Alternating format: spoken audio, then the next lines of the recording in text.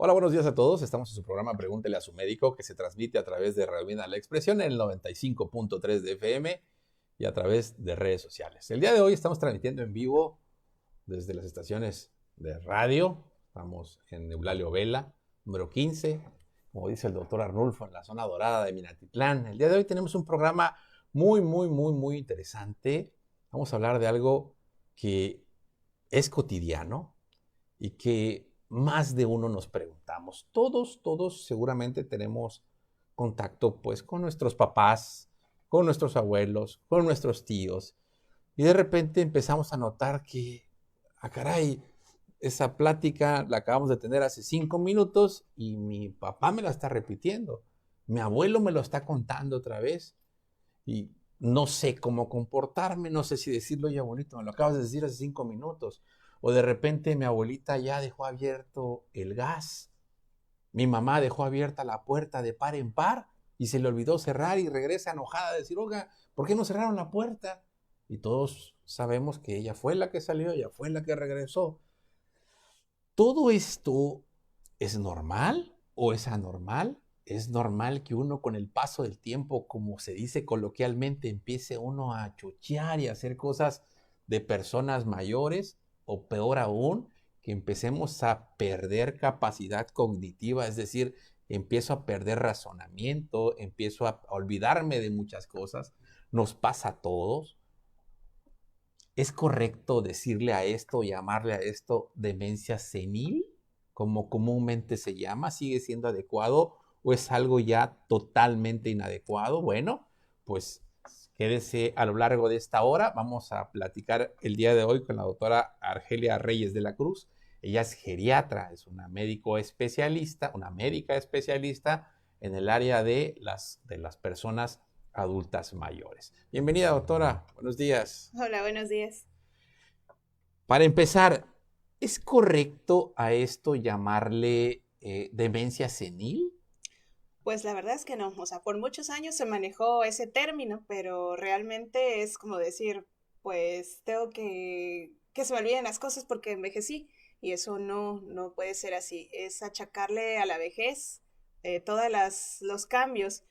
Y últimamente se ha visto que el adulto mayor no tiene que realmente acabar dependiente, olvidando cosas, o sea, con tantas deficiencias. Entonces, una persona puede llegar a los 90 años y recordar perfectamente todas sus actividades el día de hoy, puede ser funcional, puede trabajar, o sea, no tiene por qué llegar a la edad mayor, incluso a los 100 años o los que sea que Dios le preste, olvidando cosas. Entonces, este es un término que ya se ha ido dejando en desuso y ahora hay un nuevo término. Ahora se llama trastorno cognitivo mayor, porque también hay uno menor. ¿Ok? Entonces, dependiendo de la severidad de la afectación. Ok, Ujú. entonces, ¿qué, ¿de qué se trata esto? ¿Qué es esto del deterioro cognitivo? ¿Qué es? Pues todos tenemos ciertas funciones mentales, o sea, tenemos la capacidad de guardar información, o sea, que es memoria, podemos hacer cálculo, podemos razonar, podemos orientarnos, por ejemplo, saber cómo construir cosas. Entonces, se llaman funciones mentales. Entonces, cuando nosotros vamos perdiendo la capacidad de hacer algo de esto, entonces ahí es donde empieza el deterioro cognitivo. Generalmente creemos que solo es la memoria la que se afecta, pero no. Muchas veces también el comportamiento, el saber cuándo hacer un proceder, porque por ejemplo, Un cuando quiere, chiste, por ajá, ejemplo, ¿no? exactamente, que puede ser de muy mal gusto como en algunas situaciones. Entonces uno sabe cuándo detenerse y cuándo no. Entonces eso también el comportamiento es parte de las funciones mentales. Entonces, no siempre la memoria es la que se va a afectar en un proceso de deterioro cognitivo. Sin embargo, es lo más habitual, lo que más detectamos. Como decías al principio, cuando ya empieza el abuelo, mi papá, a repetir las pláticas, a preguntarme lo que ya me preguntó hace 5 minutos, cuando ya no sabe la fecha, es algo que empieza o puede ser un foco rojo para el deterioro cognitivo y que sin embargo nadie lo detecta, porque precisamente ese estereotipo del abuelo que ya no, pues ya no le interesa a lo mejor, o se disfraza de que ya no le interesa saber la fecha, pues nos cega y no nos permite ver que en realidad, y ahí hay un problema. Entonces, ¿por qué si no es propio del adulto mayor, lo asociamos al adulto mayor? Porque es mucho más frecuente de lo que pareciera, nada más que está infradiagnosticado, o sea, es raro, hasta que ya empiezan más bien los problemas de comportamiento, es cuando el familiar empieza a preocuparse, cuando se le olvidan las cosas y dice que tú me las robaste, yo tenía aquí dinero, no está, tú me lo robaste, o ya viene, ya viste, la vecina se me hace que quiere meterse. O sea, cuando empiezan a decir ese tipo de pláticas extrañas que realmente no están relacionadas con una situación real, entonces ahí es donde el familiar empieza a preocuparse. O cuando ya las celotipias, cuando dicen, no, tú te fuiste, ahora sí el esposo o la esposa, te fuiste y seguramente ya me estás engañando, te estás yendo con el vecino. Entonces ahí es donde al familiar le empieza a preocupar. Pero antes, cuando es algo, pues hasta cierta manera que no afecta al núcleo familiar, pasa desapercibido. Por eso es que no se detecta y se asocia con el envejecimiento, pero no es así. ¿Hay alguna estadística? ¿Existe algún porcentaje que podamos decir de cada determinado número de personas, tantos pueden tener esta enfermedad? Pues vamos a empezar ahora sí dividiendo los dos estadios más graves, ahora sí digamos, deterioro cognitivo leve, que es este donde empezamos a no llevar la cuenta de la fecha, a repetir cosas. Entonces, ese pues es un 30% de la población pero cada año ese 30% puede ir virando, o sea que 10% de ese 30 va a ir virando hacia demencia. Ok. Entonces, ese es el problema. Lo ideal es que podamos detectarlo en esos estadios antes de que ya incurra en un proceso de demencia para poder tratarla, o sea, incidir en ella. Uh-huh. ¿Cuándo realmente es un deterioro cognitivo y cuándo no? Por ejemplo, yo recuerdo mucho hace quizás unos 6 años, estaba yo espantadísimo porque de repente un día se me olvidó el nombre de un amigo, ¿no? Estoy hablando por teléfono y me dice, vente para acá, le digo, aquí estoy con... Y se me olvidó. Laguna. Se me olvidó el nombre, se me fue por completo. Cambié la conversación, pero me sentí tan mal todo el día, dije, algo está pasando en mí. Y al poco tiempo se me olvida una fecha, ¿no? Y rapidito, o sea, estoy teniendo deterioro neurológico, estoy teniendo Alzheimer, o sea, ¿qué pasa? Y voy con el médico y el médico me hace un cierto tipo de preguntas y termina concluyendo que no, fue un lapsus secundario de una carga de laboral, una carga de estrés, etc. ¿Cuándo entonces sí puedo decir, caray, esto es una señal de mucha alerta y cuándo pues sí puede pasar? Bueno, eso que acabas de mencionar es muy importante. El deterioro cognitivo tiene muchos diagnósticos diferenciales. Ajá. A veces un proceso depresivo, o sea, una persona que está muy triste o muy angustiada, puede olvidar las cosas, puede perder concentración, pero una vez que digamos, se trata la ansiedad, que se trata la depresión, puede normalizar su memoria, o sea, realmente volver a su comportamiento habitual. Entonces, esa es otra razón por la que cuando una persona empieza a olvidar las cosas y empieza sobre todo a tener impacto sobre sus actividades diarias, o sea, ahí es donde tenemos que buscar atención y entonces ya realmente hacer el diagnóstico diferencial, porque hay causas que son reversibles, como esa, la ansiedad, o sea, una persona joven que empieza a olvidar cosas, pues hay que ver realmente sobre situaciones de estrés laboral, estrés familiar, que pueden simular incluso un proceso cognitivo, ¿no? De deterioro cognitivo. Entonces, ¿cómo podríamos hacer el diagnóstico? ¿Existe alguna prueba? ¿Le puedo tomar un estudio del cerebro? La gente que le encanta, una radiografía del cerebro, dicen, o una tomografía, una resonancia magnética, o hay alguna prueba de sangre que me indique si estoy teniendo problemas, o cómo puedo decir yo si existe un deterioro cognitivo en esta persona. Pues lo primero es visualizar cómo es nuestro familiar y si en los últimos 5 años o por lo menos en el último año realmente han tenido un cambio sostenido, porque hay situaciones transitorias como esa que comentábamos. Entonces, si es algo que ya en el último año ha sido constante, que ha hecho que cambie la actitud y digamos, el rendimiento, tanto cognitivo como familiar, o sea, lo que antes podía hacer ahora ya no lo puede hacer, entonces hay que buscar atención médica, porque realmente el protocolo de estudio es bastante largo. Necesitamos identificar situaciones, por ejemplo, la diabetes, la hipertensión, que son muy prevalentes, se tienen que controlar porque pueden afectar lo que son los procesos circulatorios y dar el segundo tipo de demencia más frecuente, que es la vascular, por pequeños infartos. Entonces, uno es identificar alteraciones metabólicas, 2, alteraciones familiares. Y ya en mi familia resulta que, para sí, la que tiene un problema es mi mamá. Y su mamá, o sea, mi abuela, ya tenía también ese problema de los olvidos. Entonces, ese es un foco rojo para poder decir, a lo mejor es una situación ya de Alzheimer, que es de tipo, tiene mucha tendencia hereditaria. Entonces, el médico tiene que hacer una serie de tests como las que te hicieron a ti cuando estabas bajo estrés. Entonces, para medir las diferentes áreas cognitivas, que es la memoria, el cálculo, el razonamiento, la habilidad visoespacial, poder ubicarnos en tiempo y espacio. Ajá. Entonces, ese es digamos, lo clínico.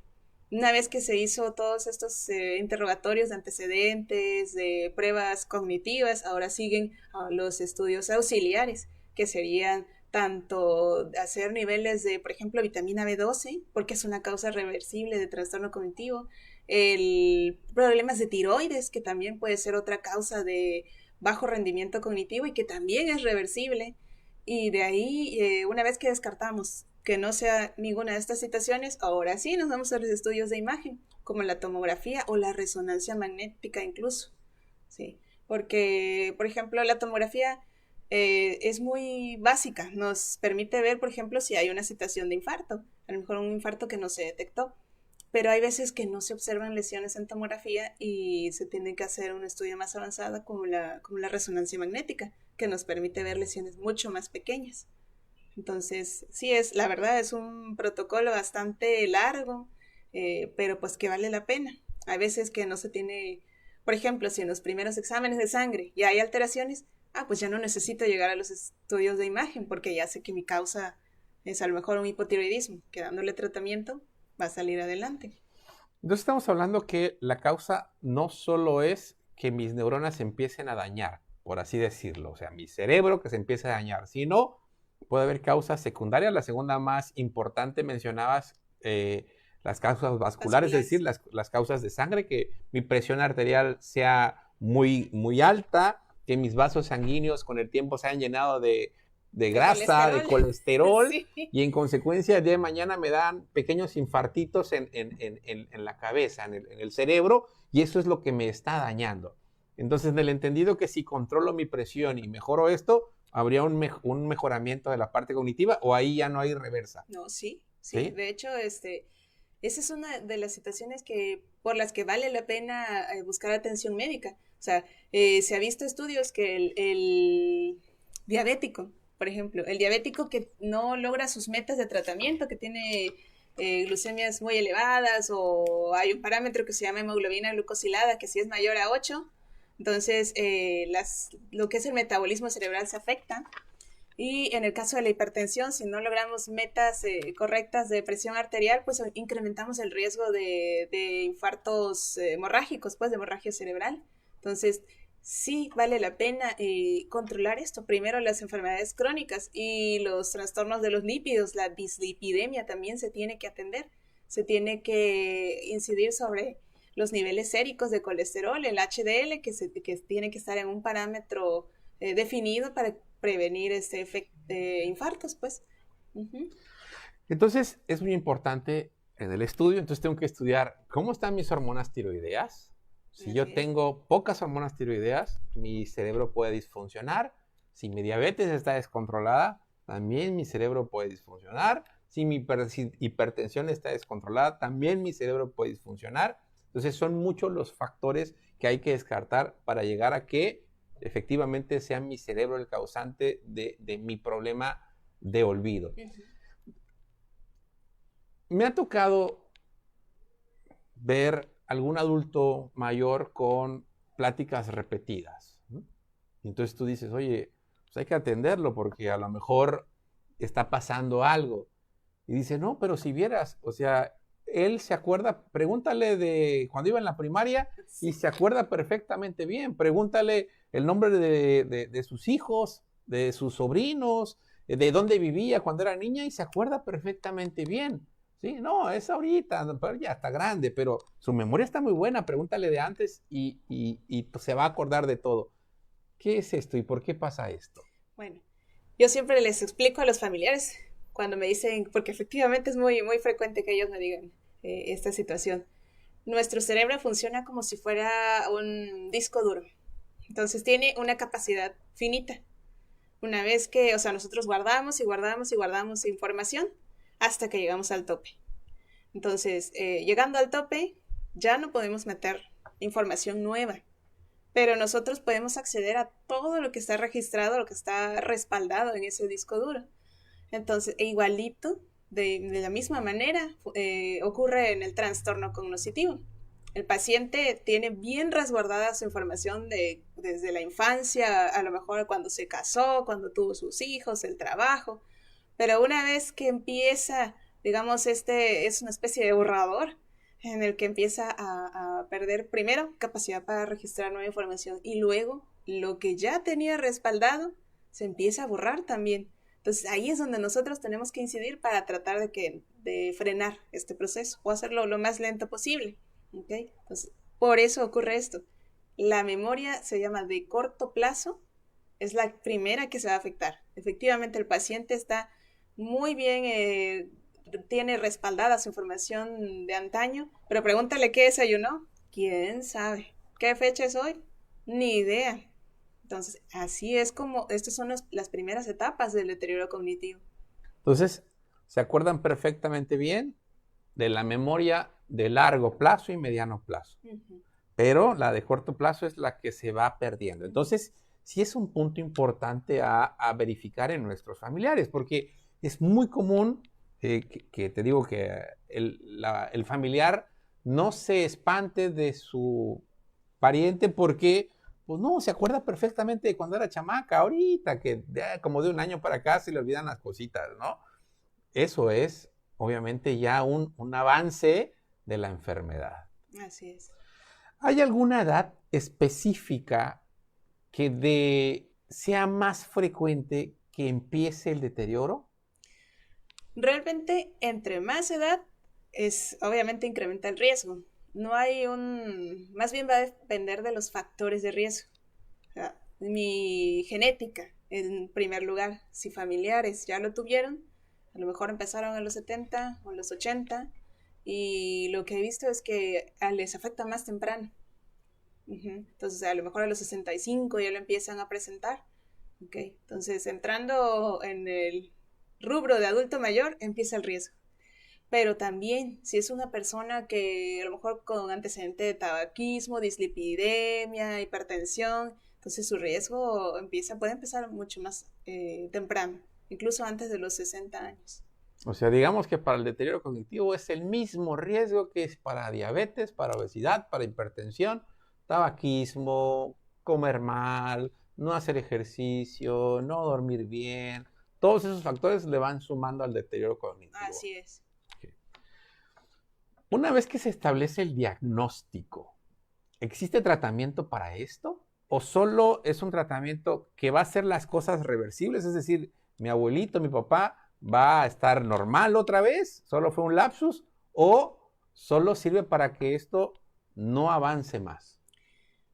Desgraciadamente, si hablamos, por ejemplo, de Alzheimer, todavía no hay un tratamiento curativo, pero lo que se trata es de frenar, o sea, que el proceso no vaya tan rápido y que mantenga el mayor tiempo la funcionalidad. Siempre les explico a los familiares del paciente, tratamos de que se frene en este punto el mayor tiempo posible, porque al final de cuentas es, digamos, una pared que se nos viene encima y se nos va a venir encima. O sea, sí, no hay manera de frenarlo por completo, pero entre más tiempo tengamos de calidad de vida, de funcionalidad, de mantener esa funcionalidad, pues a eso aspiramos. Otra situación que se trata, pues son los síntomas asociados, porque no nada más es que se me olvidan las cosas, es que el paciente, por ejemplo, sobre todo el que se da cuenta, se deprime. Entonces también tenemos que tratar la depresión. Tenemos que tratar, por ejemplo, lo que comentaba hace un rato de las celotipias, de que ya empiezo a imaginar que mi Moros con cónyuge, sí, tranchetes, moros ¿no? con tranchetes, ajá, entonces hay que quitar eso porque es angustiante para el que lo está viviendo y es angustiante para el que convive con él. Claro, porque es ofensivo para la otra Ajá, persona, exacto, ¿no? se pueden llegar a poner agresivos, entonces todo eso se puede tratar y tratar de frenar en la medida de lo posible el avance. Ahora, si estamos hablando de situaciones reversibles, por ejemplo, una situación de vascular, entonces tenemos que dejar manejo para la dislipidemia y un antiagregante, que es un medicamento que adelgaza la sangre para tratar de que no haya coágulos que puedan obstruir la circulación cerebral. Entonces también vale la pena. O hay situaciones de arritmias cardíacas que también necesitan tratarse para evitar lo mismo, coágulos que se vayan al cerebro. Uh-huh. Cuando yo decido o tengo que decidir que mi adulto mayor puede vivir solo o cuando ya no puede vivir solo con base en este deterioro cognitivo. Muy buena pregunta. Nuestro familiar con esta enfermedad tiene que evaluarse si puede ser, mantiene en geriatría, llamamos actividades instrumentadas, es decir, se puede cocinar solo y lo hace bien y puede llevar sus 3 comidas al día. Ok, ese es un punto a favor de que pueda vivir solo. Puede a lo mejor llevar la responsabilidad de sus medicamentos. Si lo puede hacer, o sea, que no se le olvide, o sea, mantenga bien las tomas. A lo mejor sí tenga ya fallas, pero tiene medidas compensatorias como anotar sus medicamentos, al tener un pastillero y lo puede llevar, ok. O sea, es permisible que el paciente esté solo. La otra, puede llamar por teléfono. En un dado caso de que se sienta mal, me va a poder contactar a mí como familiar para que yo le auxilie. O sea, si puede hacer esas cosas, se le puede permitir vivir solo, pero si no, si vemos que empieza a omitir tomas de medicamentos, que a lo mejor ya no puede llevar la responsabilidad de sus alimentos, de llevar una dieta adecuada, que a lo mejor ya no puede llevar bien la limpieza de su casa. Alguna vez me tocó ver un paciente que llegó por una gastroenteritis porque el señor ya no podía limpiar su casa y estaba llena de ratas. Y entonces, no, malísimo el pobre señor, o sea, deshidratado, con una diarrea terrible, parásitos y bacterias. Entonces ahí fue donde le dices al familiar, o sea, definitivamente ya no puede vivir solo. Ahí, o sea, nosotros tenemos que evaluar esas actividades en nuestros familiares para poder decidir. Pero mi papá es súper necio. Ya sé. Mi papá es muy necio, mi abuela es mula y no quiere que nadie esté. Y se enoja cada vez que le digo que tiene que vivir conmigo. La verdad es que es bien difícil, ¿eh? ¿Qué hacemos en ese caso? Pues ahí podemos tratar, porque la verdad que un adulto mayor deje su casa la verdad puede ser muy un reto. Entonces a lo mejor ahí tenemos que convencerlo de que alguien llegue a su casa y lo cuide, o sea, tener un cuidador remunerado que lo auxilie en llevar bien su medicación, en limpiar la casa, en hacer, supervisar que coma, o sea, todas esas situaciones. Si es que él no quiere dejar su casa y no quiere irse a vivir a otro lado. Entonces será por lo menos convencerlo de que alguien llegue a Y, ayudarlo. y es más sano que sea en su casa a que sea en casa de la hija, del yerno, de la nuera. ¿Es mejor su casa? Definitivamente, porque ellos conocen su espacio, o sea, ya saben dónde está el baño, dónde está la cocina, dónde están todas las cosas, tienen sus recuerdos, de hecho, Ajá, de hecho, cuando nosotros sacamos a un adulto mayor con trastorno cognitivo de su casa, se puede alterar, se puede poner ansioso, puede presentar delirium. Eso pasa mucho en el paciente hospitalizado, porque desconocen, o sea, no tienen idea de dónde están. ¿Qué tan adecuado es si yo no tengo el tiempo, no tengo nadie que me lo cuide, a ingresarlo a algún centro de atención, algún asilo? ¿Sí? Pues en circunstancias donde no hay otra opción, pues sí, porque el adulto necesita atención, necesita supervisión, y pues si esta es la única manera, pues se tiene que proceder a ella. Por supuesto, aquí como familiar pues tenemos que estar visitándolo para que no se sienta abandonado, porque la verdad, ahora sí, ese es el problema de los asilos.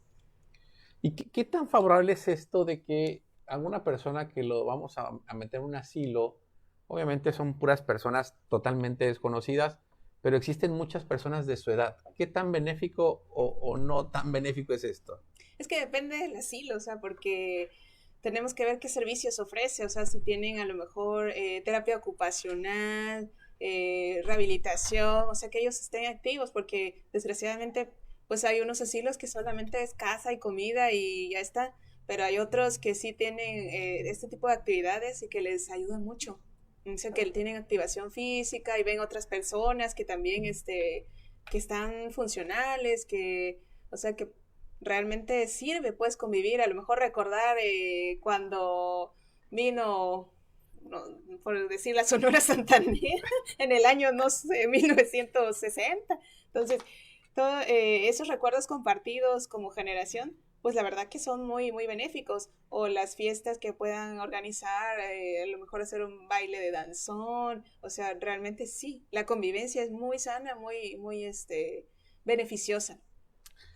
Yo tengo a mi paciente con este deterioro ya, pero lo tengo en mi casa. ¿Sería beneficioso inscribirlo a clubs de gente de la misma edad? Totalmente.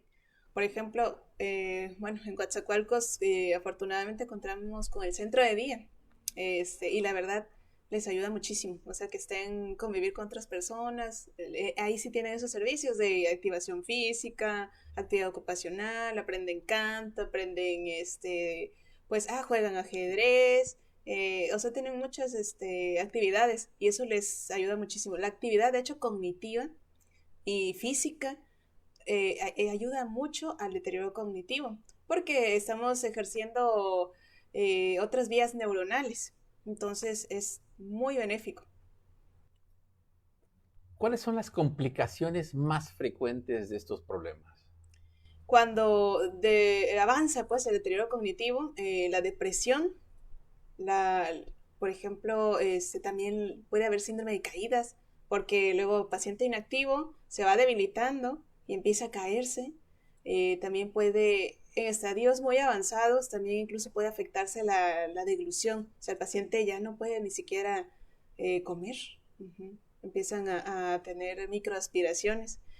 Y luego, si están inmóviles, pues la neumonía. Sí. Estos pacientes, de alguna u otra manera, digamos, o sea, ya esto es muy avanzado. Ujú. No puedo, solo puedo detenerlo a lo mejor. ¿Puedo rehabilitarlo? Sí, por supuesto. De hecho, es una de las intervenciones que más ayudan. La rehabilitación cognitiva, o sea, dependiendo del estadio. Si, por ejemplo, detectamos a nuestro familiar en un deterioro cognitivo leve o trastorno cognitivo menor, como también se le conoce, los ejercicios cognitivos hay, pues, dependiendo de la escolaridad, porque es algo que hay que tener en cuenta, el sudoku, las crucigramas o para de letra o aprender algún igual puede ser algún idioma si la persona tiene una alta escolaridad o a lo mejor alguna manualidad también, o sea, algo que haga que mi cerebro trabaje. Ajá. Eso les ayuda muchísimo. Y la terapia ocupacional. Ujú. ¿Qué terapia ocupacional sería adecuada para ellos? Es que va a depender de los antecedentes. Por ejemplo, una mujer, a lo mejor que quiera aprender algún tipo de cocina regional, por ejemplo, cocina yucateca, ¿no? Algo que se me ocurrió ahorita. O aprender repujado, o aprender bordado en punto de cruz, o sea, todo eso algo que implique memorizar, o sea, forzar al cerebro a aprender cosas nuevas, eso ayuda mucho.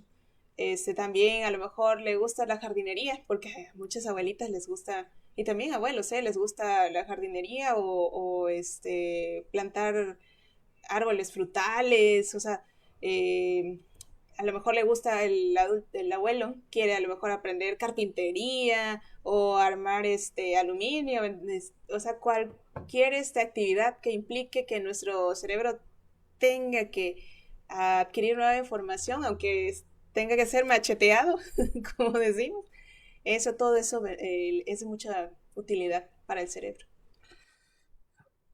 Todas esas actividades las puedo yo hacer sin necesidad de tener un deterioro y me ayudaría de alguna manera a mejorar mi capacidad cognitiva y a retrasar si es que me va a pasar algo. Por supuesto, sí, de hecho, eso es lo ideal, o sea, es parte del envejecimiento saludable, o sea, que qué mejor que antes de que ya empiece uno a tener los foquitos rojos, mantener la mente activa.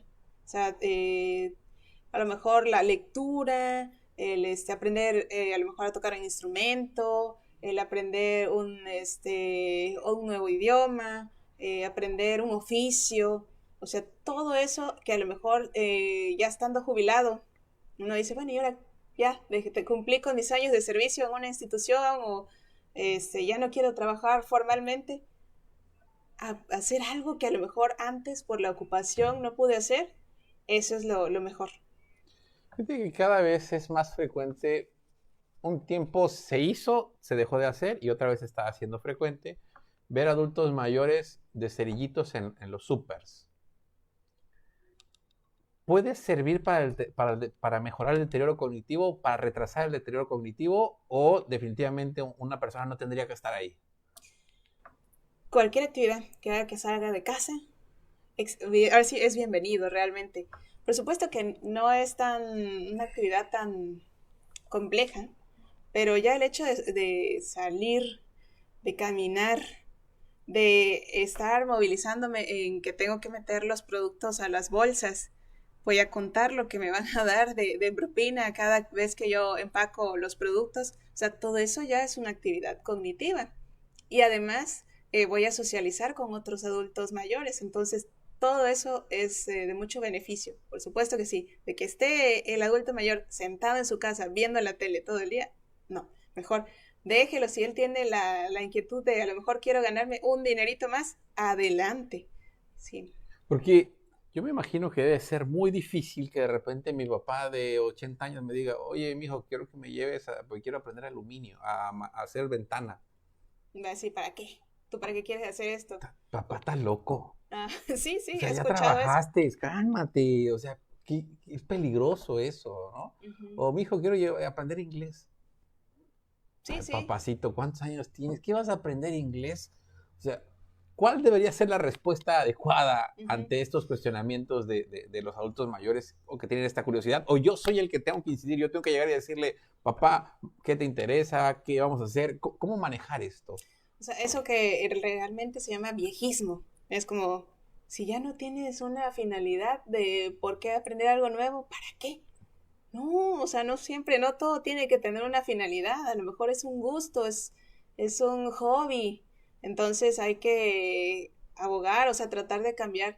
Pues qué bueno que se hacen estos programas, ¿no? Para que la población sepa que la actividad es importante en todas las etapas de la vida, o sea, desde niños hasta el último día de nuestra vida. O sea, de hecho, estar inmóvil, estar sedentario, sin tener actividades, lo peor que nos puede pasar. Entonces, tenemos que ir cambiando ese chip. Sí, porque hasta está el famoso dicho de chango viejo no No aprende aprende maroma maroma nueva, nueva. ¿no? Y no, pues no lo queremos hacer. Ajá. Sí, yo siempre que tengo la oportunidad cuento la historia de mi abuelita que se Ah, sí. casó a muy alta edad, ¿no? Se casó por la iglesia, rejuveneció. Siempre les digo que siempre digo que las voy a traer, y algún día de estos, en un programa que hablemos de esto, voy a traer la foto de mi abuelita antes de casarse y después de casarse.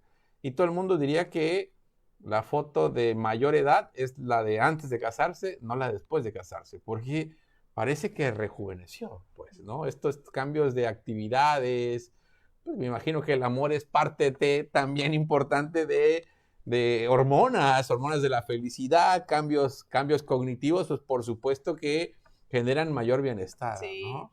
Por ejemplo, mi mamá tiene 71 años y ella tuvo la inquietud de entrar a clases de violín. Y ahí estamos. Me dice, vamos, acompáñame.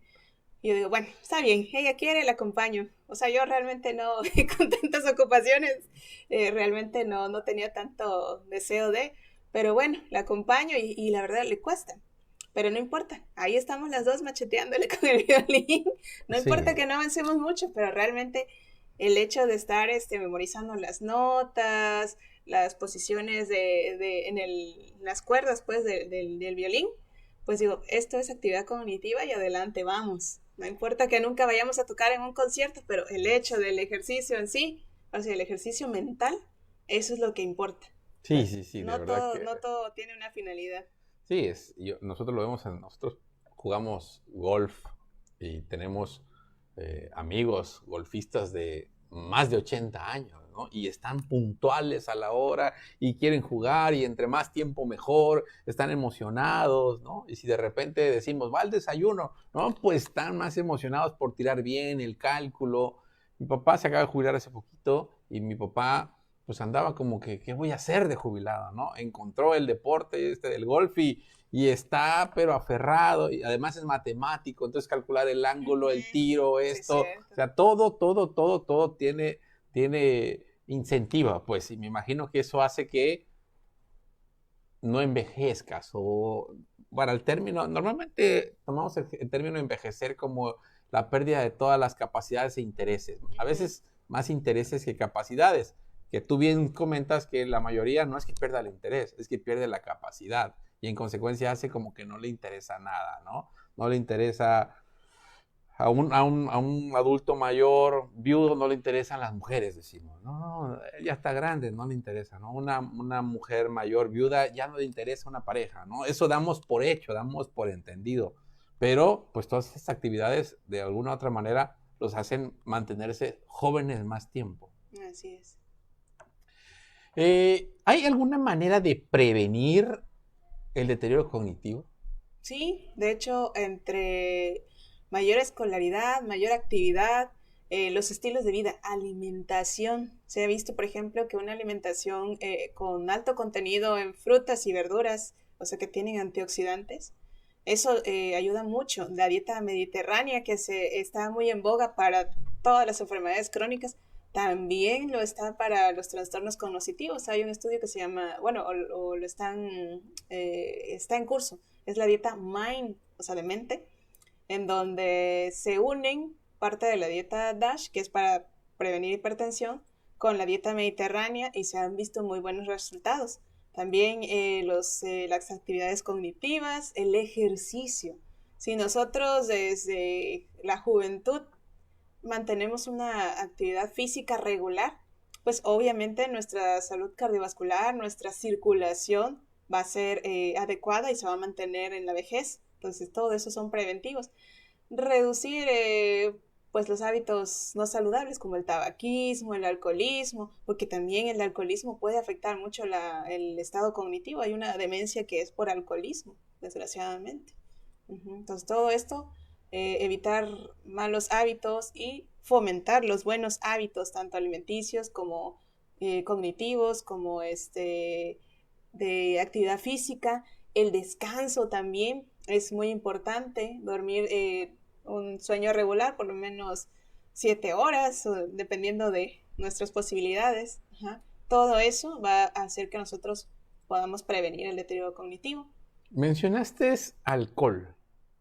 ¿Qué tan cierto es que una copa de vino diaria puede ser cardioprotector y también neuroprotector? ¿Qué tan real es esto?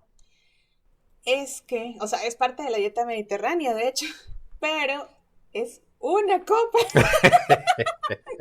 El problema es que aquí tenemos el una, no es ninguna, dos es la mitad de una y así nos vamos. Ese es el problema, que no hay como un control. Nuestro autodominio, la verdad, es muy pobre, entonces no, por eso ya deja de ser benéfico y se convierte en algo de perjuicio, ¿no? Pero sí, la verdad es que el vino, no otras cosas. El vino tiene muchos antioxidantes, sí es cierto.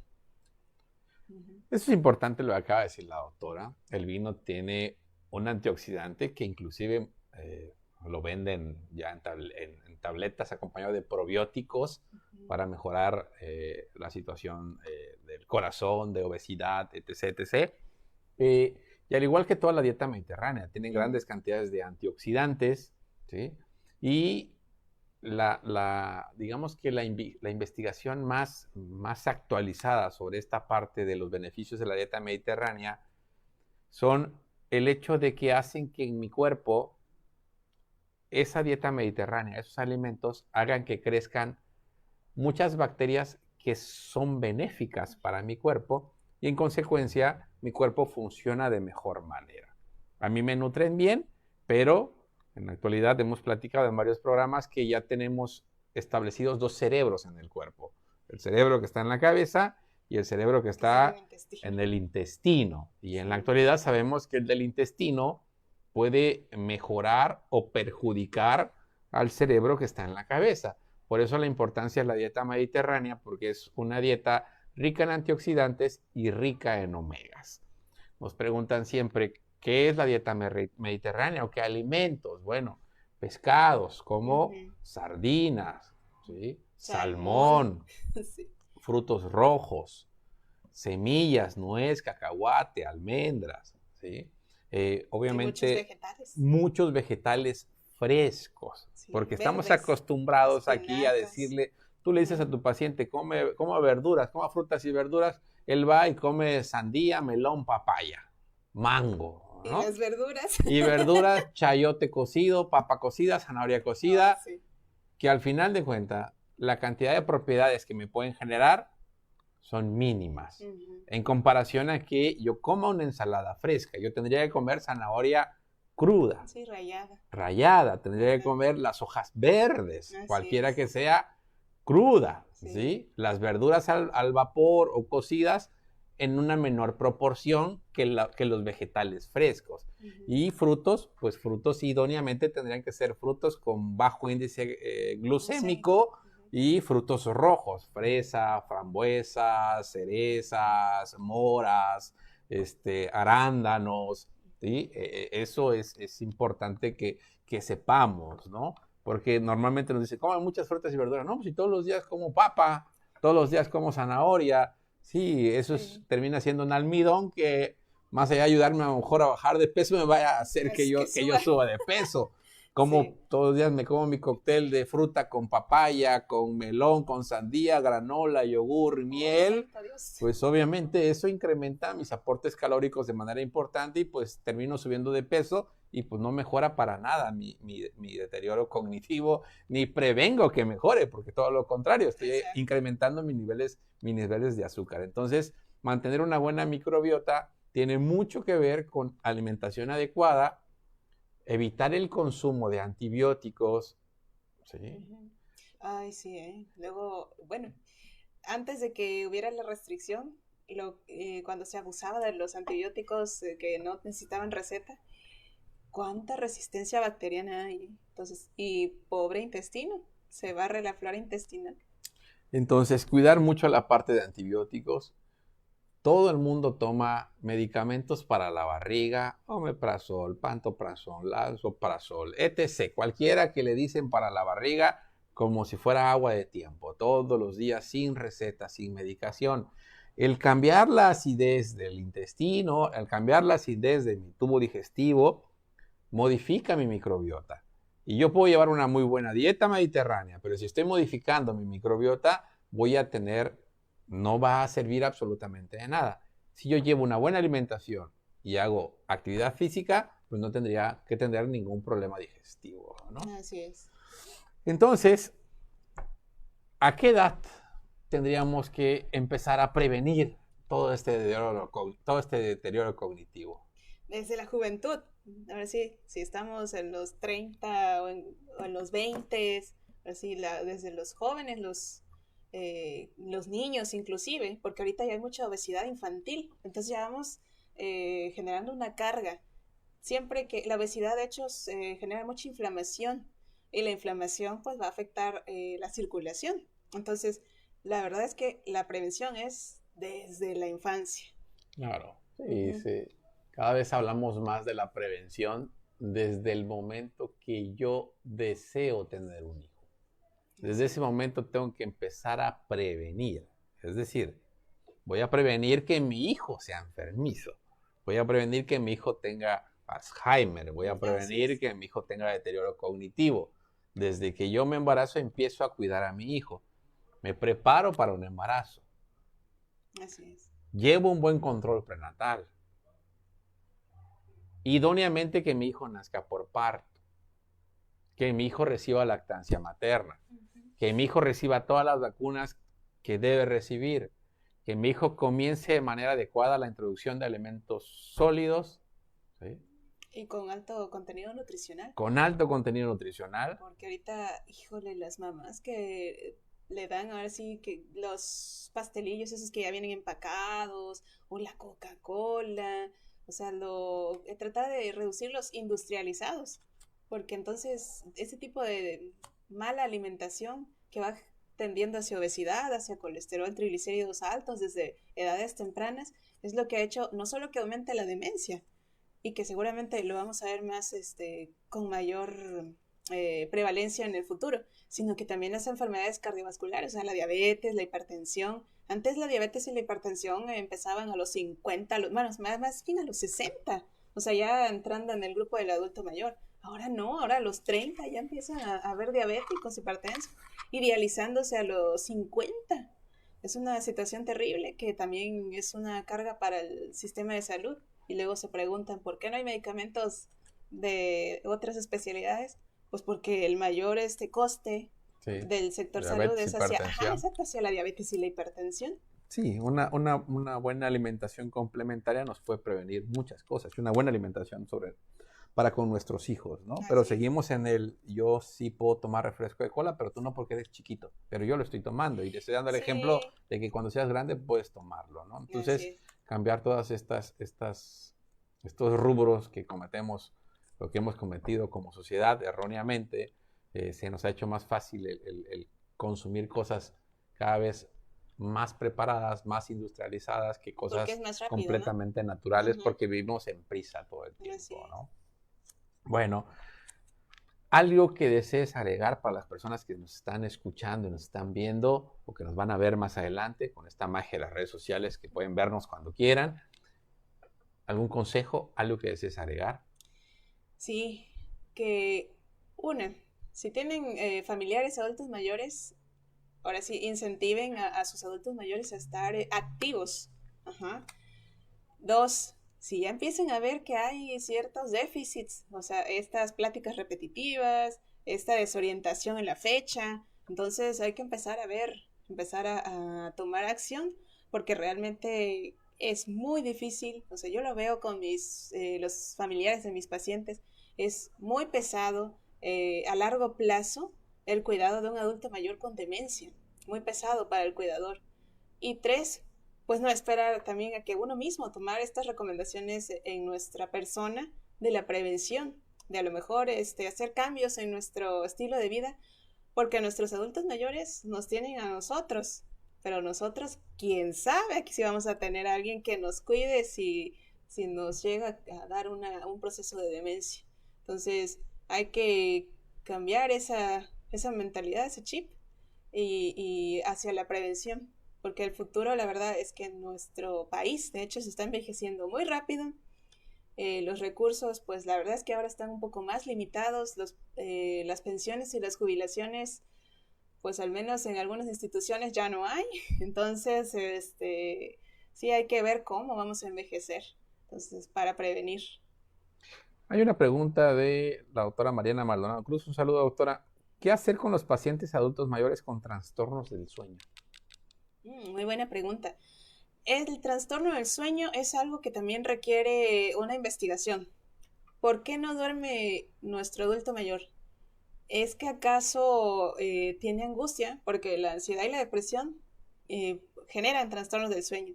¿Es que acaso tiene dolor? A lo mejor tiene osteoartritis y el dolor no lo deja dormir.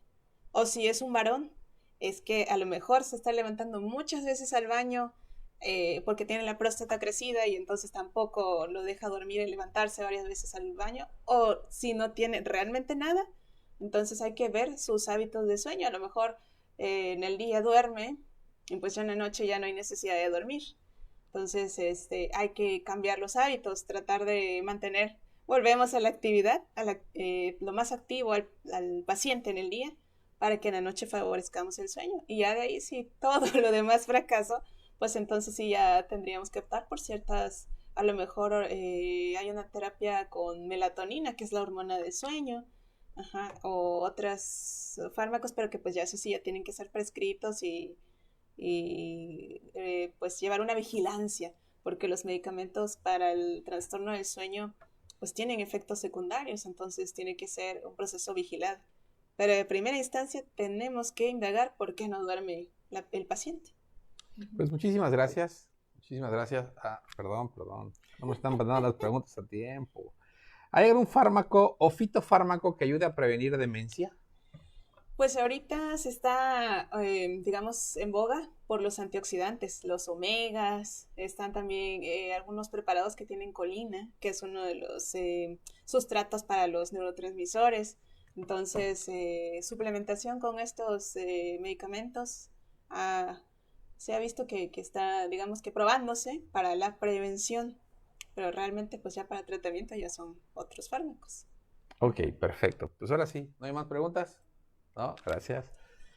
Doctora Argelia, muchísimas gracias por acompañarnos. Muchas gracias. Y muchas gracias a todos ustedes que nos están escuchando a través de la radio y que nos están viendo a través de redes sociales. Muchísimas gracias. Agradecemos mucho que compartan esta información para que llegue a muchísima más población. Recordemos que una población informada es una población muchísimo más sana. A nombre del doctor Sergio Arnulfo Ávila Toledo, que se encuentra fuera de la ciudad por razones mayores, anda allá por Monterrey, ojalá nos traiga machaca allá de donde ande. A nombre del doctor Alejandro Martínez Vivas, que se encuentra en una campaña de salud, un fuerte abrazote también, porque Minamédica ahora se va a acercar a usted también a su colonia, a su espacio de trabajo, para llevarles salud a ustedes, pues para que tengamos una población más sana y pues que vivamos mejor. Nos vamos a estar acercando, próximamente le vamos a dar informes de cómo será esto, ¿sale? También el psicólogo Marco Antonio León Hernández se encuentra fuera de la ciudad, un saludote, y Rosario Huerta también se encuentra fuera de ellos. Soy el único que no tiene vacaciones aquí, pero bueno, alguien tiene que producir para el país. Muchísimas gracias, nos vemos la próxima. Excelente tarde, excelente fin de semana. Gracias.